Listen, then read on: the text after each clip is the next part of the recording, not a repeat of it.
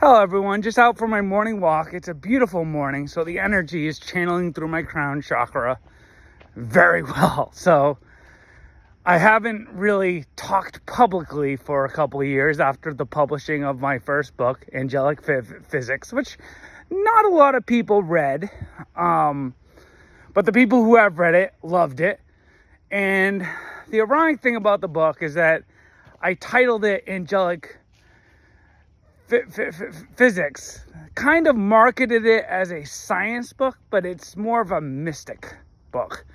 And the thing about mysticism, it tends to elude the masses because it's too simple. And my mission in this lifetime is to relate how physics actually is always reflective of the higher dimensions, and mysticism always gets misinterpreted because it's too simple. Reality is really simple. God is very simple. It's like, rely on him, we're all good. One principle I put in my book was the subject of karma. And so the energy you put out eventually reflects back. So in any aspect of reality, when you make a force in this direction, it creates a force in the other direction. History, if you study it, it just shows this point blank. So my favorite thing to teach as a physics teacher was Newton's third law.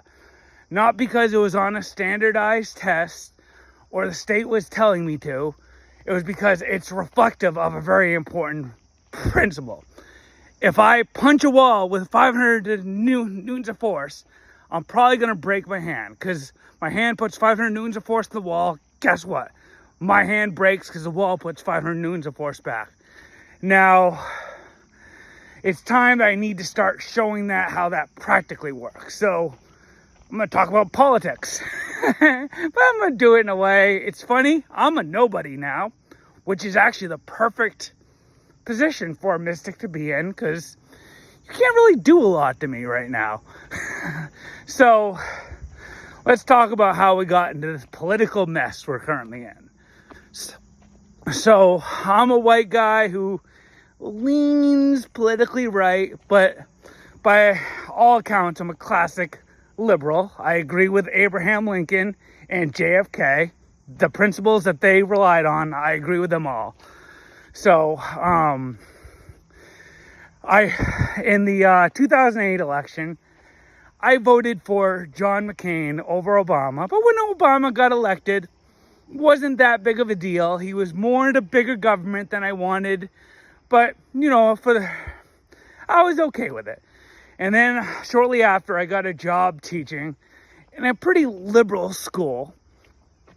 And I kind of went along with the Obama thing for his first term.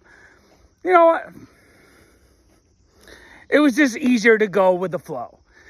Around the second term, I started to see, okay, he was expanding the federal government a little bit more than I wanted to see. But here's the weird thing. I could not criticize him publicly because I was a white guy. And whenever I spoke at all, the R word came up. I was a racist. And you know what? I didn't give a fucking shit about the color of that guy's skin. I just didn't agree with what he was doing. Isn't that what we're supposed to be able to do in a democracy and a republic? And I was kind of forced to be silent about my opinions about Obama, to be socially appropriate in the environment I was in. Then Trump shows up. And I remember being in Maine with my grandfather, who was the wisest guy I ever met. He was just a very wise soul. I remember us watching the early debates, the Republican side. And we remember where there were like 30 Republicans out there and Trump. And I didn't vote for Trump in that election. However, my grandfather and I both saw very early on that guy is going to be our next president, because he was talking to that group that really couldn't talk in polite society for 8 years. And so that force had built up, and Trump rode that wave. That was his base that got him in. And I'm not saying that as any sort of opinion. That's just how the energy worked. There was a force, counterforce. And then, of course, after 4 years of Trump, there was a counterforce for the left. That's what got Biden in. And then Trump rode that same counterforce wave back in. And you can say what you want about the elections, if they were honest, but it was the force counterforce that was the dynamic. Because if there was dishonesty, there was dishonesty in all the elections, but that dishonesty can only happen if the masses, if the people support it. And, you know, different aspects of the election process were supported because of that dynamic. So now, here we go. We are now looking, the political right's now in power. So now I'm going to give the left free advice coming from a nobody. All you have to do to win the 2020 election is get a smart adult in there. Now, that's all you gotta do. I like J.D. Vance as our next president. He'd be my choice. But guess what? Because of the way the momentum is gonna swing, if you get an adult up there, if a black Abraham Lincoln shows up and really wise, there's nothing the political right can do. There's nothing. It's just the way the physics of the universe work. It's just so dreadfully simple. But I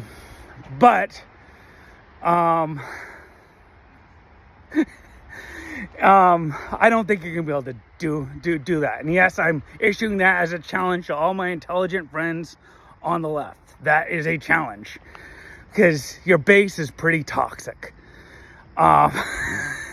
The want to give the government control of everything, that's not going to work. And however, here's the problem with the political right. Our base is really toxic. That racist white guy base, I don't agree with them at all. I want an adult in charge, kind of near the center of the political spectrum, because that's the only thing that actually works. So I like J.D. Vance, but if you put him an adult, I'll consider voting for you. And just the political tide is going to go back and forth.